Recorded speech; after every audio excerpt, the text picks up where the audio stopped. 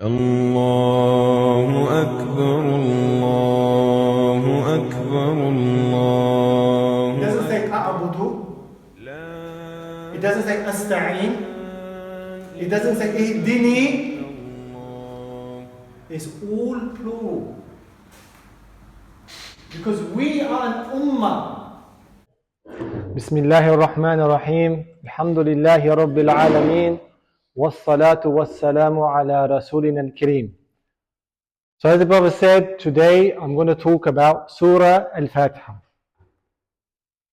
Now Surah Al-Fatiha, as we know, we recite it in every salah, in every rak'ah. So we recite it at least 17 times a day. At least 17 times a day. Which means Allah subhanahu wa ta'ala is telling us this surah is fundamental to life. It's fundamental to your deen. It's fundamental to your success. But unfortunately today, Surah Al-Fatiha has no impact on us as individuals or on us as an ummah. It's just something we need to recite in order to pray. But if Allah subhanahu wa ta'ala ordained us to recite it at least 17 times every single day, surely it must mean more than what it means today. So I'm going to go through Surah Al-Fatiha and reflect upon it. Do tadabbur.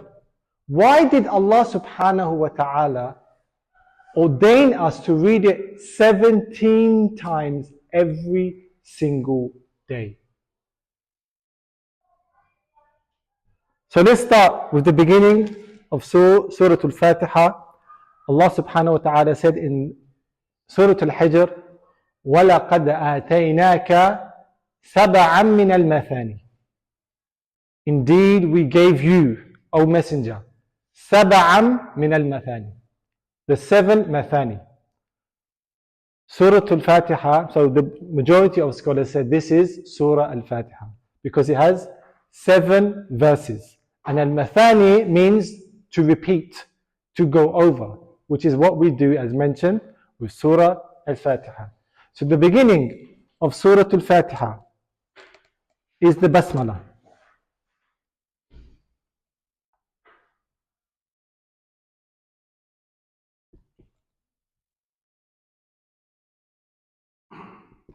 Is the Basmala, which is Bismillahir Rahmanir Rahim.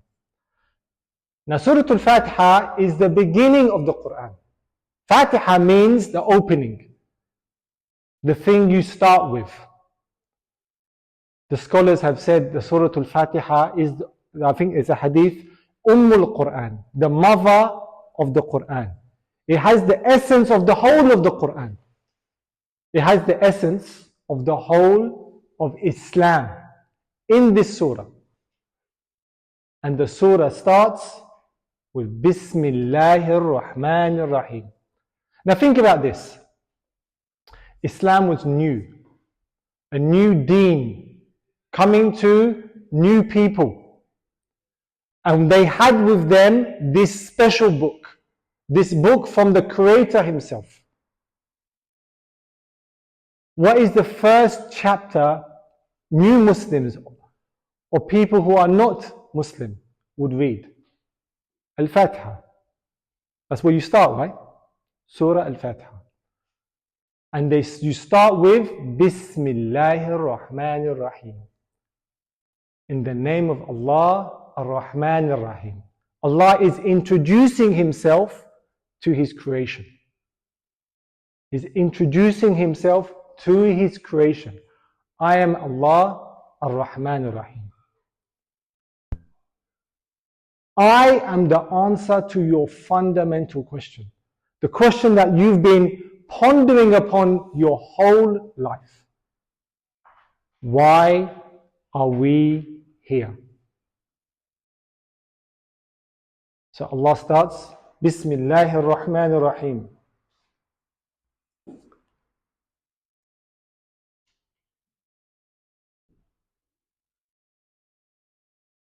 Alhamdulillah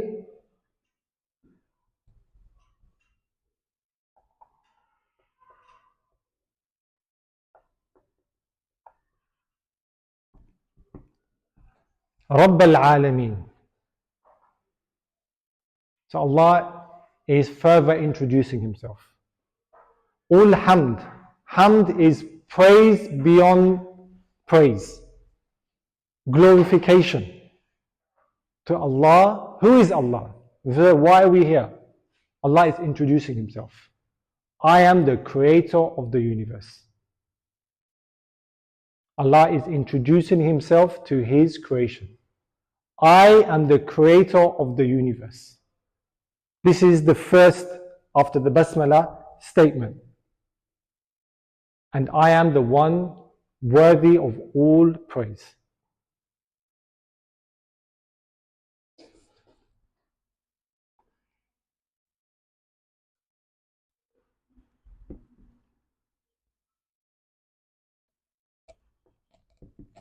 Ar-Rahman Ar-Rahim. So look, subhanallah. Allah has already mentioned He is Ar-Rahman Ar-Rahim. But He wants to emphasize His Rahmah, His mercy to His creation. So think about this again as someone who is reading the Quran for the first time. Allah has 99 names, 99 sifat. But it's as if He wants to be known by His Rahmah. So He doubles up. Rahmah, Rahmah. These are both His mercy. They differ over what is the difference between Rahman and Rahim. Some people say the Rahman is for the dunya, Rahim is for the akhirah. Some people say the Rahman for all of the creation, even the non-Muslims, and the Rahim is for only the believers. There is differences. But what we can see is that Allah is specifying His mercy to you and to you. My creation. Not my creation, the best of my creation. As Allah said in the Quran, that He created us in the best of stature. We are better than the supernovas, than the stars, than the black holes. We are His greatest creation. And for us, Allah is merciful. Ar-Rahman Ar-Rahim. Okay. So the answer to the question of why we are here is Allah is the one who created all that you see. But what is the connection between the Creator and us here on earth? Allah reveals that in the next verse.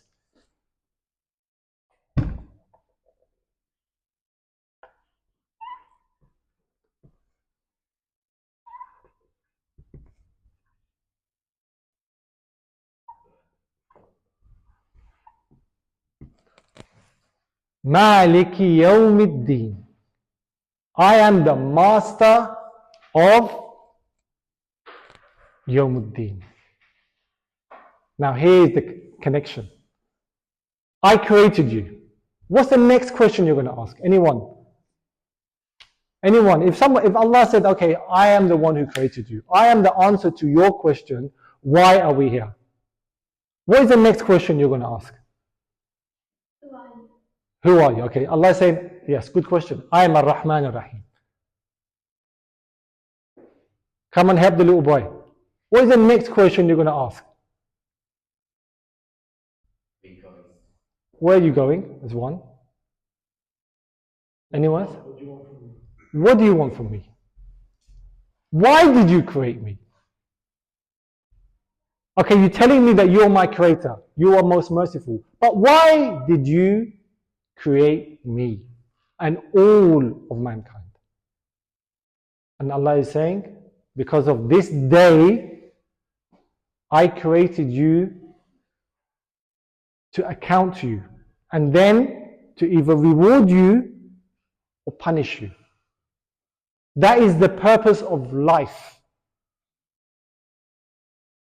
That is the purpose of life.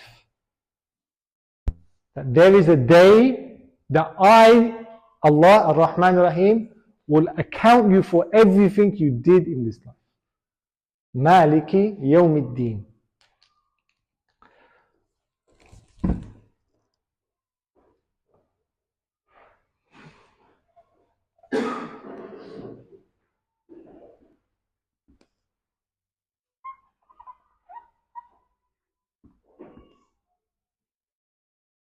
إياك نعبد. Can you help me again? What's next? وإياك نستعين.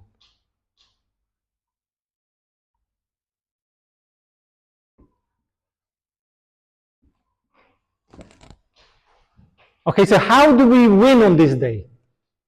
How do we succeed? How do we pass this test? Allah reveals that to you through us what we say. إِيَّاكَ نَعْبُدُ, you alone we worship. وَإِيَّاكَ نَسْتَعِينَ, and you alone we ask for help. So the success on this day is by worshipping Allah and asking Allah for help. Because you alone can't do this. You need Allah to aid you. So you see how the surah beautifully ties itself together. إِيَّاكَ نَعْبُدُ وَإِيَّاكَ نَسْتَعِينَ.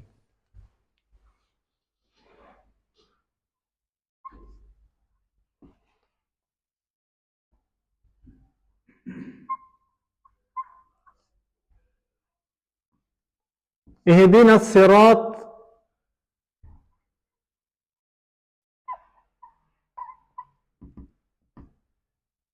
المستقيم. Okay, how do we get there? How do we get to the promised land? How do we return home to the land of our father? Because our father, Adam alayhi salam, was created where? Where was he created? In Al-Jannah. Our mission on this earth is to go back home. To inherit from our Father. That's our mission. To inherit our Father's inheritance, which is Al-Jannah. But if any of you have inherited, or you have written your will for your inheritance, you don't give your inheritance to all of your children equally. You will give your inheritance to the best of your children. You will give them the most. And the best of the children of Adam, they will inherit Al-Jannah. And those that are not deserving, Allah will throw them in the roasting fire.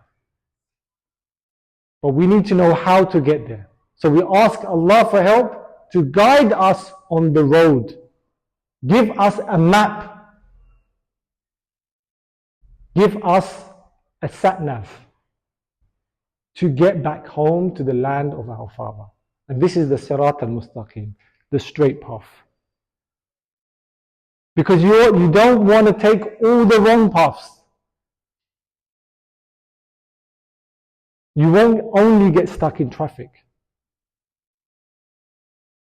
It will lead you to a far worse destination. اهدنا الصراط المستقيم.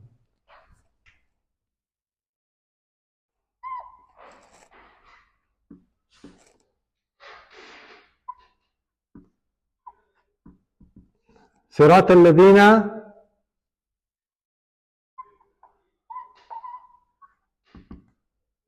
أنعمت عليهم. Now the thing with life, right, is when you're told to do something that no one else has ever done before, it's very difficult. You know when you get like a new product from the shops, in the product you get an instruction manual how to use it. But the instruction manual is so complicated, what do you end up doing? Look up YouTube video, innit? You look up a YouTube video. Because you want to see someone else, how they're doing it. Because the instruction manual is like, do this, do that, do this. What the hell are they talking about? You want to see someone else doing it. So much easier, isn't it? And this is what Allah is showing us here. صِرَاطَ الَّذِينَ أَنْعَمْتَ عَلَيْهِمْ. The path of those who have already succeeded. Guide us on that path. And that's why in the Quran is full of stories. Full of stories of the Salaf al-Salihin who have succeeded us from the previous generations. Allah is showing you this is the way. Do like these people did. Follow their example. That's how you will succeed on this day. But the problem with these YouTube channels, TV videos, right, is that they always show you what to do, how they did it. What these videos fail to do is not to tell you how not to do it. Isn't it? You have to watch it 3-4 times because you made mistakes, because they always show you how I did it the right way. But you need to also know the wrong way. Because you need to know how not to do it. And that's what Allah subhanahu wa ta'ala tells us here. صِرَاطَ الَّذِينَ أَنْعَمْتَ عَلَيْهِمْ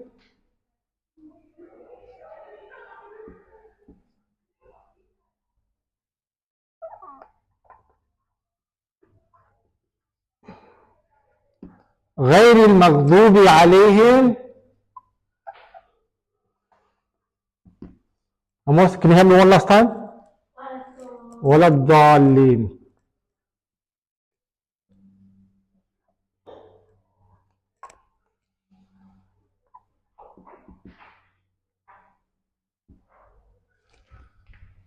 Not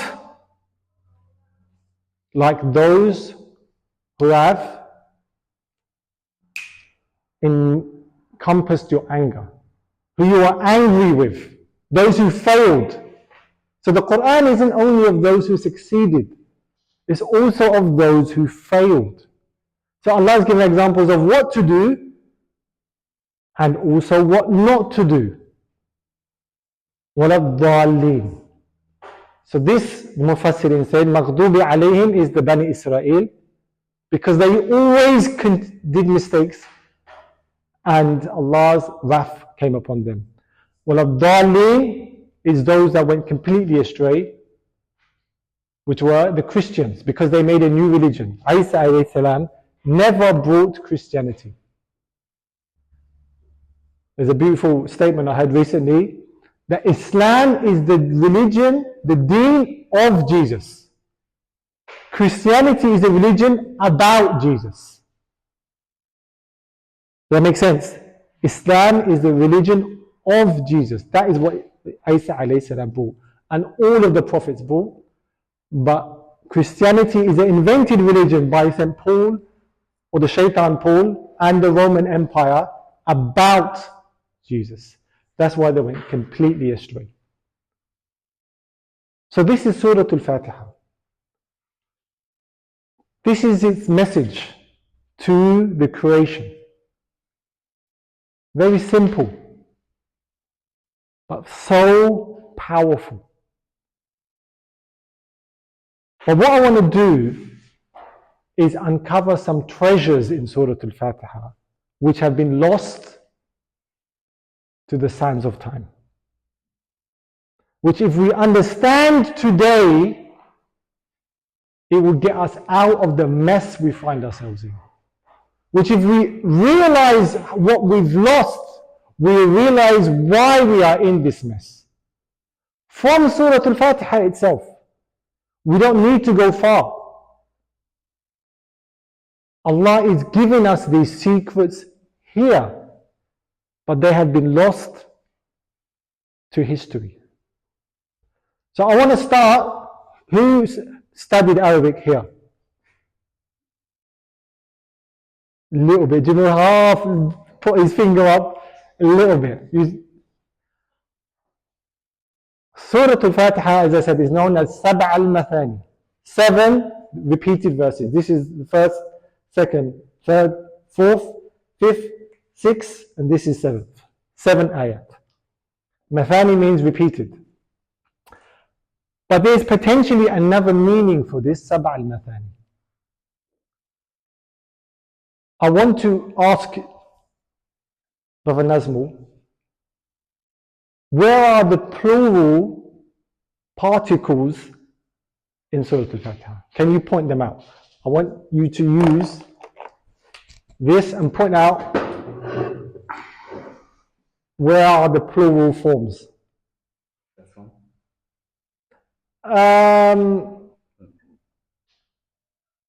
You could sort of, or you could say yes. Say nouns or Plural forms. for forms? Yeah. Okay.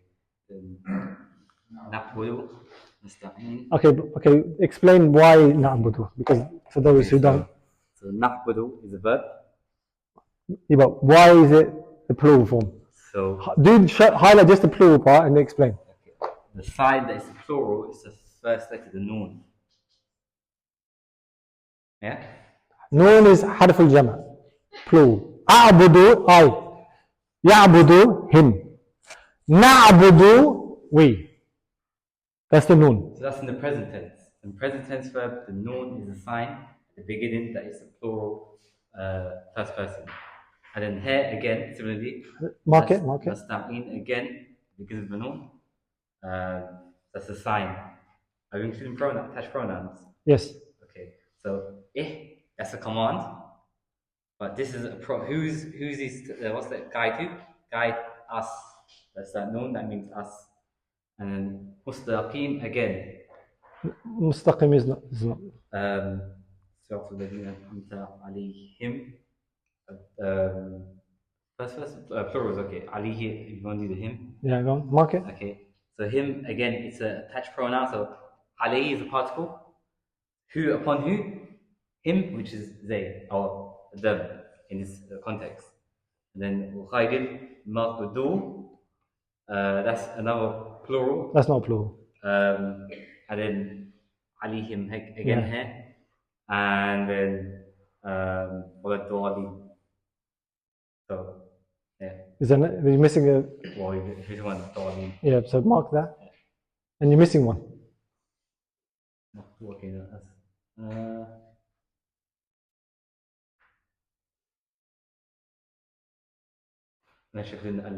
Yeah. So as you can see here, Surah Al-Fatiha is a plural surah. Take a mental note of this. Islam is we before me. Islam is we before me.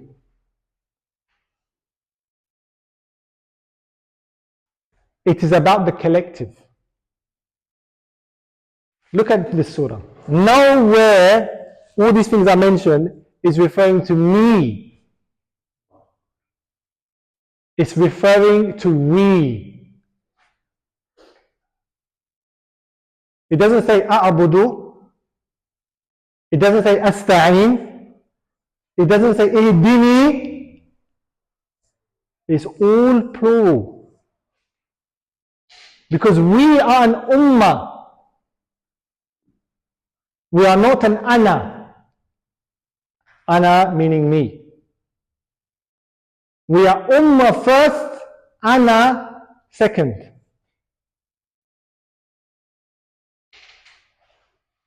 Today we have been taught the Islam of the Dhalleen.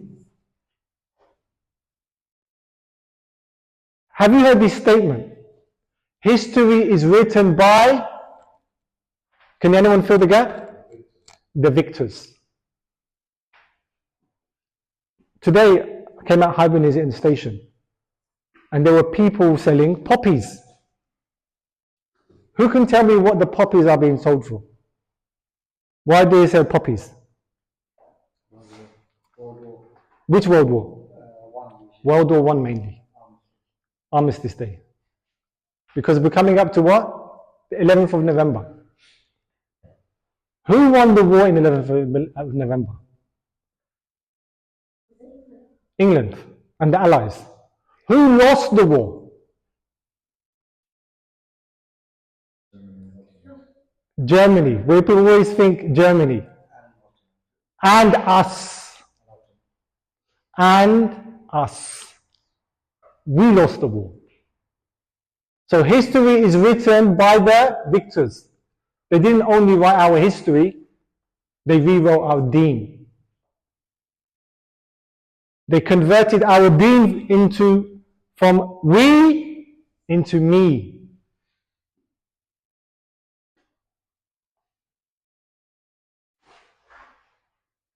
We lost our essence. We became afrad, individuals, scattered in the sea. And the hadith, if you heard about the nations will come and gather to you and will eat from you, I believe this was specifically around the First World War, because exactly what happened in the First World War. They carved up all the lands and they took it for themselves. And then what happened afterwards? Why? Because we forgot that we were a we before we are a me. They broke us into scattered individuals and then they ate from us like a plate on a feast. This is the first. See, Surah Al-Fatiha is a plural surah because our deen is a plural deen. We have been taught all through our childhood, all over the Muslim world, that Islam is about you and yourself. Completely, utterly wrong. The next thing I want to go into is, let me do this with the green. This here, إياك نعبد. Now the normal structure of this type of verbal structure in Arabic is na'buduka. Na'budu means, as the Prophet said, Nazmu, which means, can someone remember what na'bud means? We worship. And then in the Arabic language you put the, we worship who? Ka. Means you. That's the normal structure of this word. Na'buduka. But Allah rearranged it to another form to emphasize who. So the ka came first. Iyaka. And in this structure it means you alone we worship. Because na'budu can mean we worship you, or we worship na'udhu billah other than you. But Allah changed the form to say only you we worship. Now here's another lost treasure. The concept of ibadah. Today we are taught the concept of ibadah is the salah, the sawm, the dhikr, the tilawatul Quran, the libas, khalas, and a few other things. That's ibadah. Today the khutbah, the imam in the masjid, talking about these things. But if all of life is about this day, these things really only make up at best 5% of your day. Does that make any sense? If the whole purpose of life is succeeding on this day, why is the ibadah only 5% of that? Because that is not ibadah. Ibadah is everything you do. I did a contract, a job. I had to travel to 4 different countries, 4 different cities, 4 different 2 different continents, 4 different cities, 6 hotels. I remember that because I mentioned it in my video. And it was for a brother. He has also a partner who's a non-Muslim. And we, you know, it was a 2-month contract, did all this work. I was teaching companies customer experience. I finished the contract. It was 1 month traveling all over the world, 1 month back in the UK. In the contract, you said, you know, you give your invoices and we will pay you, I think, within a week or something of submitting the invoice. I did say I was working for a Muslim, right? I think you know what's coming next. He was a religious guy, mashallah. Nice brother. I submitted my invoice. As you know, as Mod knows, but this does this for a day job. That's where the problems start. Because when it comes to money, people get funny. And then all these conditions he started putting in, I was like, hold on a second, man. Contract doesn't say that. Because the concept of ibadah he has been taught, and all of us has been taught, what's that? It's only salah, saum, dhikr, Quran, libas, clothing, few other things. Everything else, do as you please. What is the Quran? I've written the whole thing for him. I've written it out. Look at this surah, the beginning of this surah. Ya ayyuhalladhina amanu awfu bil uqud wailul lil mutaffifin. What do you think all this is about? You think the Quran is only talking about salah and saum? You know, salah and saum in the Quran is only a few verses. What's the rest of the Quran about? We've lost the concept of ibadah. Ibadah is every action you do. Everything you say, everything you look at, everything you hear, every action you do. When you study, if you study by halal ways, it's ibadah. If you walk according to Allah, the sunnah of Rasulullah, and how Allah said, it's all in the Quran. How you eat, how you sleep, how you talk, where you look, every tongue movement, every single motion of your body is and should be ibadah. That's what Allah is saying here. We lost the understanding of ibadah. Because our history and our deen has been written by the victors. If the Ummah understood that Islam encompasses everything, social, political, worships, family life, personal life, they would rediscover their deen. Just by this understanding here. There's another hidden treasure. And it is, I believe, the most powerful one, especially for our time. Anyone want to guess what that might be?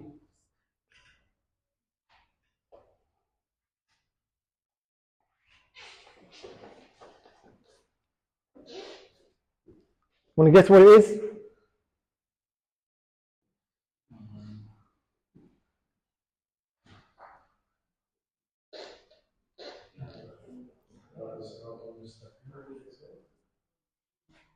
No. Which is?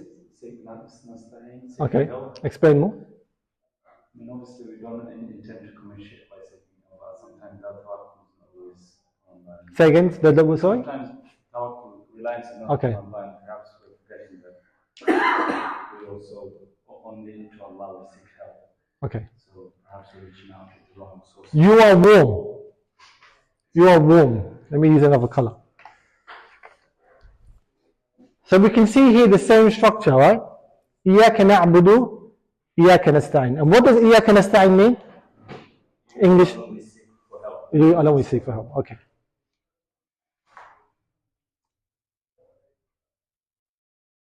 And normally people translate that to mean, if I need help, I need to get a job, need to get married, have some problems in my life, I ask Allah.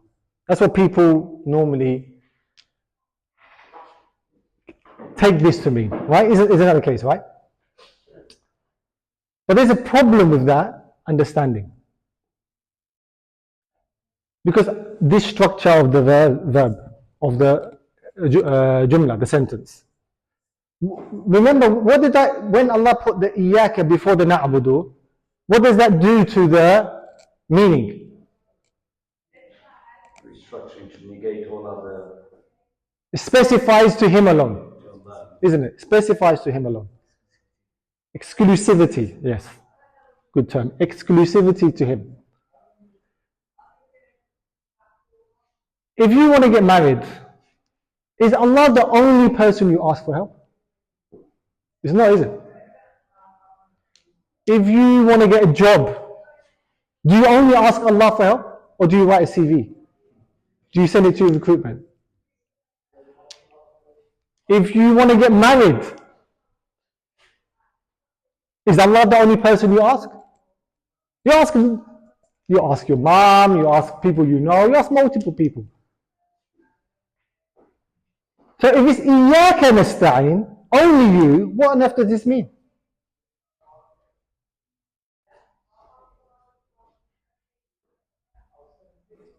Can anyone answer? The help from Allah is in the form of the path, the clarity of the actions that guidance and That is true, but not quite what I was getting at. Think about it. إِيَّاكَ نَسْتَعِينَ. You're the only one we ask for help.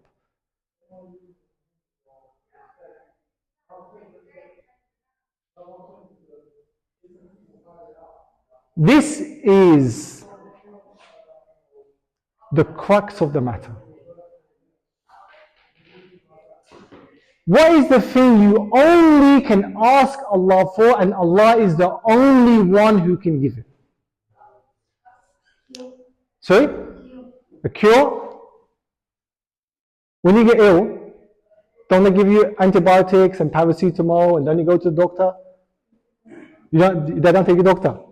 Is there any health and safety or social workers here? You do ask Allah for help, but you can also go to the doctor.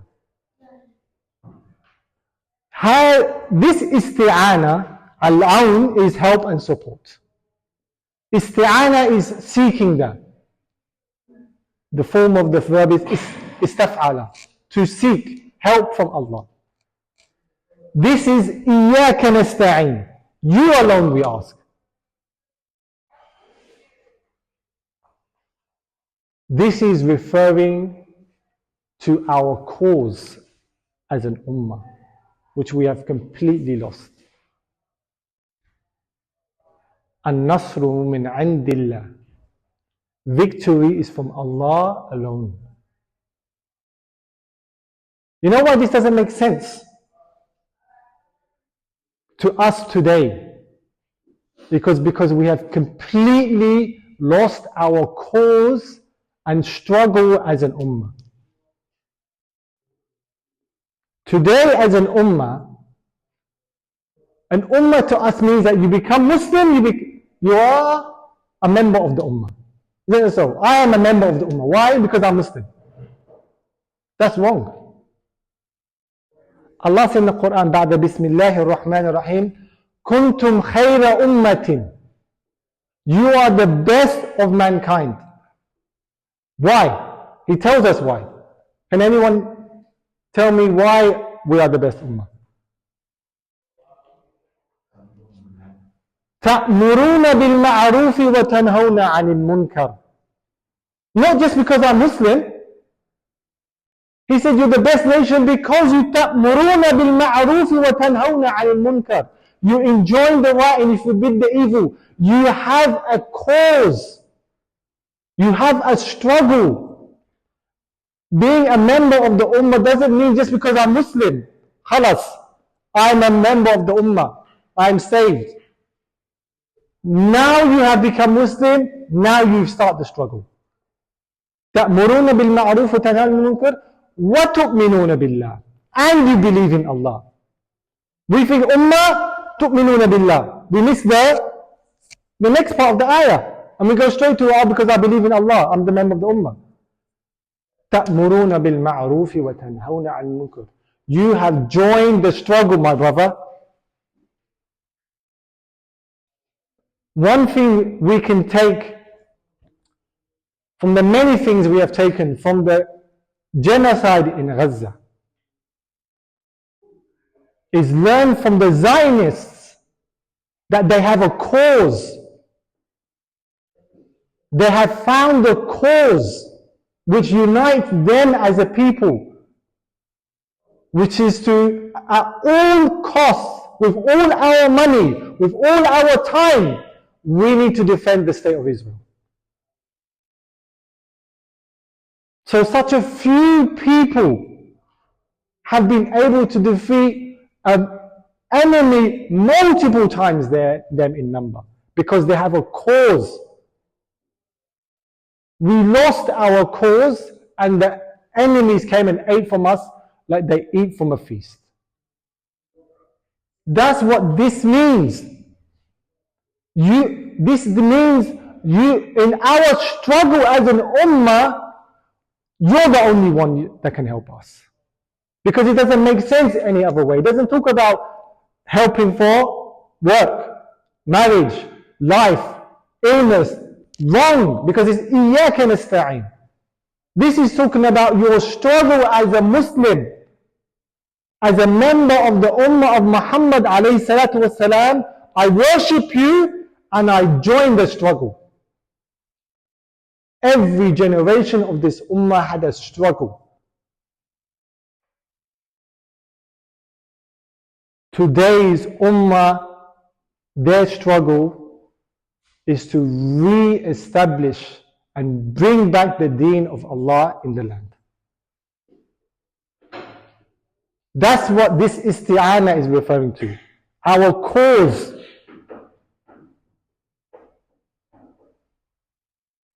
These are the lost treasures of Surah Al-Fatiha that we read in every ayah 17 times. Has no meaning, no impact, no light. It's just so that we fulfill the prayer. But what Allah is wanting from us is to read and revive every single time.